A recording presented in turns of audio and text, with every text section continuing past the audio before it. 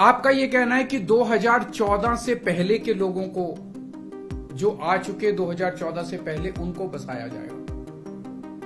मैं आपसे पूछना चाहता हूं, 2014 के बाद आना बंद हो गया? 2014 के बाद भी आ रहे हैं, अभी तक आ रहे हैं, रोज आ रहे हैं। तो अभी तक 2000 जो इलीगल माइग्रेंट आते थे, जो घुसपैठिए हमारे देश के अंदर आते थे, वो डरते थे कि अगर आ गए तो हमें निकाल देंगे, हमें पकड़ लेंगे, हमें जेल में डाल देंगे। उन्हें डर रहता था क्योंकि वो इलीगल थे। अब आप ये कानून लाके उनको लीगल बना रहे हो, अब उनका डर खत्म हो जाएगा। पूरे तीनों देशों के अंदर अब मैसेज ये है कि भारत सरकार अब जो है इन तीनों देशों के घुसपैठियों को लीगल करने जा रही है। तो ये 2014, आज आप 2014 वालों की बात कर रहे हो, कल आप 2019 के पहले वालों की बात करोगे, फिर ये डेट एक्सटेंड करके 2024 कर दोगे, क्योंकि घुसपैठिए तो आ ही रहे हैं। आपने रोहिंग्यों की बात की, ये तो आप ही के टाइम में आए थे, ये तो 2014 के बाद आए हैं सारे रोहिंग्ये। कैसे आए ये? आपकी मिली भगत से आए कि आपकी नाकामी की वजह से आए? पूरे देश में कहां कहां आपने रोहिंग्यों को बसा रखा है? तो जो इतने एक तरह से दरवाजा जो खोल रहे हो, इनको जो लीगल बना रहे हो, ये देश के लिए बहुत खतरनाक है। और इतनी भारी संख्या में इसके बाद घुसपैठिए आने वाले हैं जिसकी हम कल्पना भी नहीं कर सकते। आज जो 2014 के पहले भी आए थे, हमारे देश के अंदर उनके अधिकार नहीं है। आप उनको नागरिकता देके अब सरकारी नौकरियां दी जाएंगी उनको। पाकिस्तान से आए हुए घुसपैठियों को हमारे देश के अंदर सरकारी नौकरियां दोगे आप, उनको उनके राशन कार्ड बनाएंगे हम लोग। आज दिल्ली के अंदर 72 लाख लोगों के राशन कार्ड हैं, वो कम पड़ते हैं। हम बार बार केंद्र सरकार को लिखते हैं, भाई हमारे दिल्ली के अंदर गरीब ज्यादा है, राशन कार्ड बढ़ाने की इजाजत दो।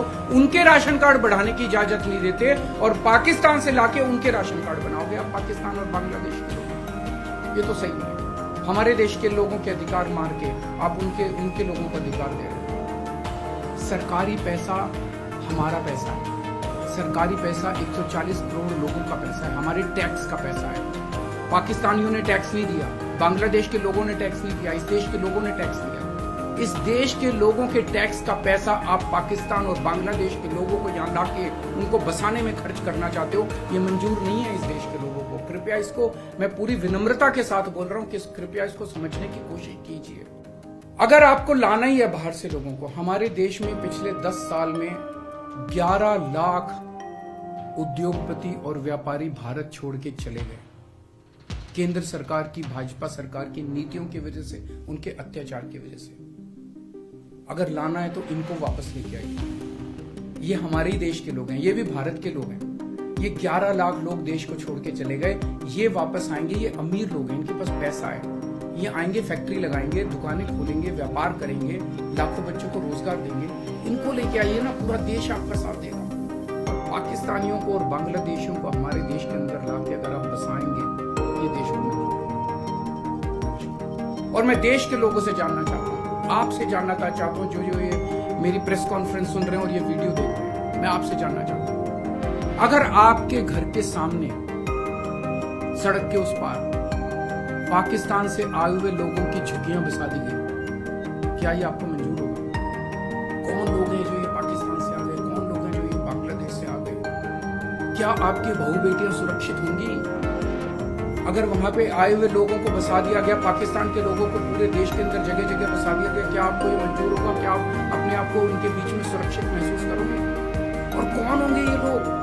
क्या देश सुरक्षित होगा? पता नहीं कैसे लोगों को पाकिस्तान ही भेज देगा, बहुत सारे लोगों को हमारे देश के अंदर। क्या हमारा देश सुरक्षित होगा? चारों तरफ कानून व्यवस्था की समस्या नहीं पैदा हो जाएगी? इसी को लेकर मैं चिंतित हूं। माननीय गृह मंत्री जी, मेरी बात को अन्यथा मत लीजिए, मेरी बात को समझने की कोशिश कीजिए। और हम दूसरे देशों से क्यों नहीं सीखते? कनाडा का हाल देख लीजिए, क्या हो गया। विकसित देश होता था, उसने अपने दरवाजे खोले, पूरी दुनिया भर से लोग आ गए और अब वो माइग्रेशन बंद कर रहे हैं।